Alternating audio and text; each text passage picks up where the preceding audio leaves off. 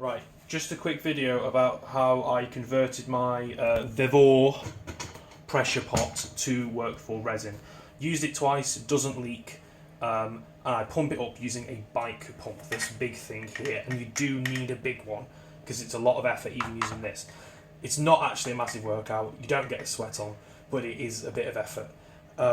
So, really simply, this was the elbow outlet, so I had to convert from 3/8 of an inch to 1/4 of an inch, that's what that is there, and this is the pressure release that came with it.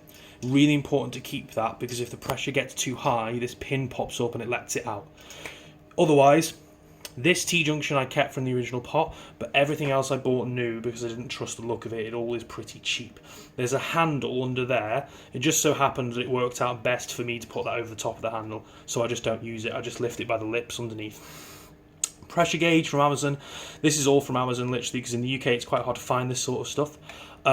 This is just screwed into here, and then the only bit that's weird is this thing on the end, which is called a Schrader 1/4 inch valve. Okay, that is the connector for the bike pump. Okay, and you'll need to get a converter for whatever you've got. So my bike pump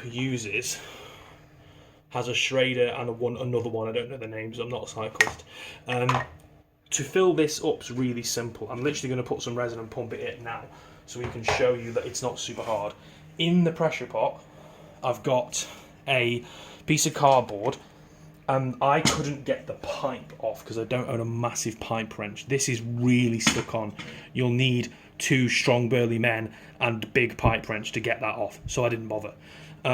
The idea is mine sits there, and that pole goes in the gap in there.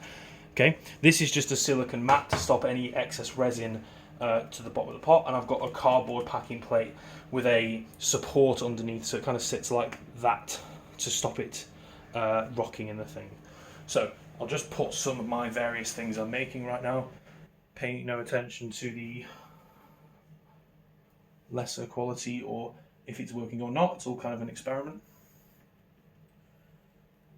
And I put my dice mould usually fairly central like that. Okay. In terms of pressurising, it's dead easy.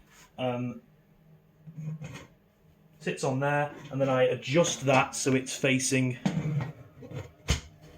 not going to get knocked by any of these screws. As you can see, they've already marked up the lid quite badly, and I've only used it a couple of times. Okay. The big thing is using Loctite. PTFE thread tape doesn't work, it needs water to expand, so you really need Loctite 454. I had to buy it from some dodgy Chinese eBay thing, but it works wonders. This thing doesn't lose any pressure. Tightening it down, I just go these basically at the same time until I find it that they're quite hard to turn, and then these until they're also quite hard to turn, and then I'll come round and go as much as I can. Opposites first.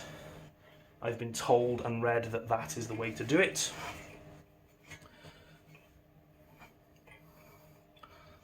And I'm doing these as much as I can so we get no leaks.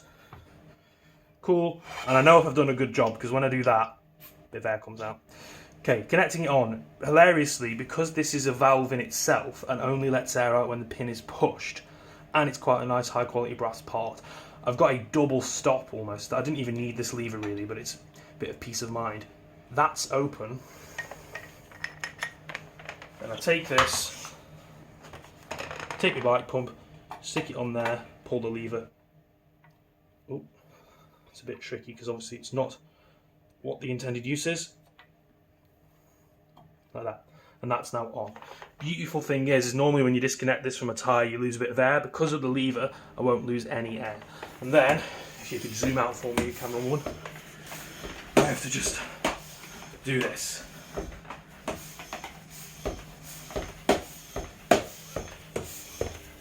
And it is going up, and that's to give you an idea of how fast the pressure goes up. I typically inflate to 40 psi.